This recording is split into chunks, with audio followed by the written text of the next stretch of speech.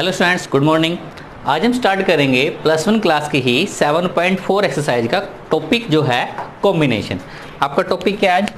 आज का जो टॉपिक है हमारा जो डिस्कस करेंगे वो है combination. What is the combination? Combination आपके पास क्या होता है, इसकी क्या डेफिनेशन है? जब आप किसी भी डाटा, जो भी आपको डाटा दिया जाता है, कोई भी अगर आपको डाटा दिया गया है और उस डाटा की सिलेक्शन करने की बात आती है, किसकी बात आती है? सिलेक्शन। अगर आप अरेंजमेंट करते हो, इसको परमुटेशन आपको समझाया गया था। आपका एक लेक्चर जो है फिनिश हो चुका है, लास्ट लेक्चर परमुटेशन। परमुटेशन में क्या था? जब आप डाटा की अरेंजमेंट करते हो इसको परमुटेशन। लेकिन जब आप कॉम्बिनेशन करते हो, कॉम्बिनेशन क्या करते हो? डाटा के सिलेक्शन करते हो। डाटा के सिलेक्शन कैसे? सपोज कीजिए आपके पास 17 प्लेयर है और आपने 11 प्लेयर की एक टीम बनानी है। 7 बैट्समैन और 4 आपके बॉलर होने चाहिए। जो इस टाइप के जो क्वेश्चंस होते हैं जिसके अंदर आप किसी भी ग्रुप में डाटा का सिलेक्शन करते हो, इस कॉल्ड है कॉम्बिनेशन। उसको आप क्या बोलते हो? कॉम्बिनेशन। इस कॉम्बिनेशन में सबसे इंपॉर्टेंट आपके पास एक फॉर्मूला आएगा, NCR। फॉर्मूला क्या होता है? NCR। फॉर्मूला क्या आएगा? n फैक्टोरियल, n माइनस में r फैक्टोरियल और अपॉन में r फैक्टोरियल। ये होता है आपके पास कॉम्बिनेशन का फॉर्मूला। परमुटेशन जो आप कर चुके हो उसके अंदर फॉर्मूला क्या था? वहां पर आपका p आता था, NPR, n factorial, n minus में r factorial, just like that. Permutation और कॉम्बिनेशन में क्या डिफरेंस है आपके पास? कॉम्बिनेशन में अपॉन में r फैक्टोरियल भी आएगा और परमुटेशन में अपॉन में r फैक्टोरियल नहीं होता था। ठीक है, इस तरीके से आपका ये फॉर्मूला है। अब हम कॉम्बिनेशन का फर्स्ट क्वेश्चन स्टार्ट करते हैं।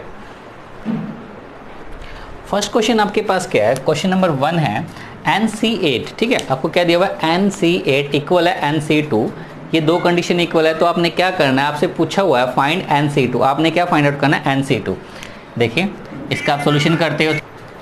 फर्स्ट पार्ट में क्या है आपका? फर्स्ट जो क्वेश्चन है NC8 NC2 के इक्वल है तो आपने फाइंड करना है NC2। NC8 तो आपके पास फॉर्मूला क्या आएगा? देखिए n फैक्टोरियल, n माइनस में 8 फैक्टोरियल अपॉन में 8 फैक्टोरियल, इक्वल में क्या आएगा? n factorial, n minus 2 factorial और अपॉन में 2 फैक्टोरियल। ठीक है, सोल्व आउट करते हैं। ऊपर वाला पार्ट ऊपर वाले पार्ट से कैंसिल आउट। जो ये डिवाइड में उधर आके आप मल्टीप्लाई में करोगे तो क्या आएगा? n माइनस 2 फैक्टोरियल इंटू में 2 फैक्टोरियल। ये इधर मल्टीप्लाई कर दीजिए, n minus 8 factorial into 8 factorial. Solve out करते हैं। n minus 2 as it is. देखो n माइनस 8 को आप माइनस करते करते, फैक्टोरियल आपको बता दिया गया था लास्ट वीडियो के अंदर।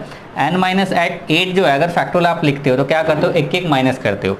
क्या 2 को माइनस 8 तक लेके आओगे या 8 को माइनस 2 तक? अब 2 जो है वो माइनस 8 तक जाएगा। कैसे? n माइनस 2, फिर एक कम करोगे n माइनस 3। कैसे? n माइनस 2, उसके बाद एक कम करेंगे तो क्या आएगा? एक कम करने से क्या बन जाएगा? माइनस 3। क्योंकि आपको पता है कि फैक्टोरियल क्या होता है? 5 फैक्टोरियल होता है, 5 इंटू 4। एक एक पॉइंट कम होता है ना, इस तरीके से आपके पास चलता है। तो n minus 2, next step n minus 3, n minus 4, n minus 5, n minus 6, n minus 7 और n माइनस 8 फैक्टोरियल। और साथ में क्या आपके? इंटू 2 फैक्टोरियल, इक्वल इक्वल का साइन।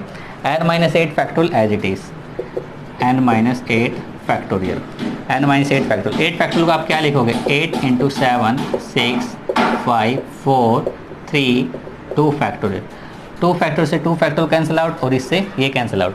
अब देखिए आपके कितने फैक्टर है? 1 2 3 4 5 6। यहाँ पे कितने हैं? 1 2 3 4 5 6।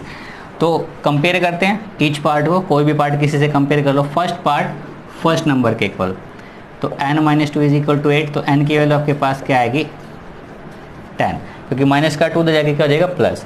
किसी और वैल्यू को भी कंपेयर कर सकते हो। 1 2 3 4, फोर्थ नंबर की कर लेते हैं तो वहाँ भी फोर्थ की आएगी। 1 2 3 4। ठीक है, 1 2 3 4, तो 4 पे क्या आपके पास? 5 है। तो n की वैल्यू क्या आएगी? माइनस माइनस प्लस हो जाएगा उधर जाके, और 5 प्लस 5 क्या आएगा? 10। इसी तरीके से एंड सो ऑन, इस तरीके से कितने को भी कंपेयर कर लीजिए, सभी के अंदर n क्या आएगा? 10। n की वैल्यू 10 आ गई। आपको फाइंड आउट क्या करना था? आपने फाइंड आउट करना था NC2। क्या फाइंड आउट करना था आपने? NC2। अब देखिए NC2 निकाल लेते हैं इसका। इसका NC2 क्या आएगा आपके पास? n की वैल्यू आपके पास आई है 10, तो 10C2। 10C2 का फॉर्मूला आएगा 10 फैक्टोरियल, 10 माइनस में 2 फैक्टोरियल और अपॉन में क्या आएगा? 2 फैक्टोरियल।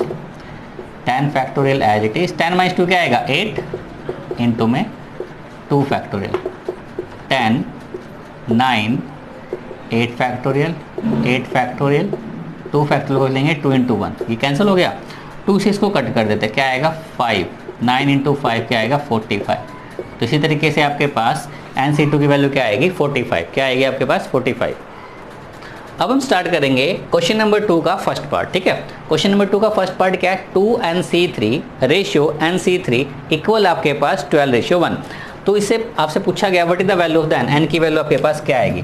सोल्व आउट करते हैं इसको, क्या लिखेंगे 2NC3 रेशियो का मतलब क्या होता है, अपोन में लगा लेते हैं, NC3 इक्वल में क्या आएगा 12/1। अब हमारे पास क्या होता है, फॉर्मूला होता है। अब कॉम्बिनेशन का जो फॉर्मूला होता है वो आपको पता होना चाहिए, क्या होता है NCR। फॉर्मूला क्या आएगा आपके पास n फैक्टोरियल, n माइनस में r फैक्टोरियल और इंटू में r फैक्टोरियल, ठीक है। कॉम्बिनेशन का फॉर्मूला आएगा आपके पास। सोल्व आउट करते हैं, 2NC3 क्या आएगा आपके पास 2n फैक्टोरियल,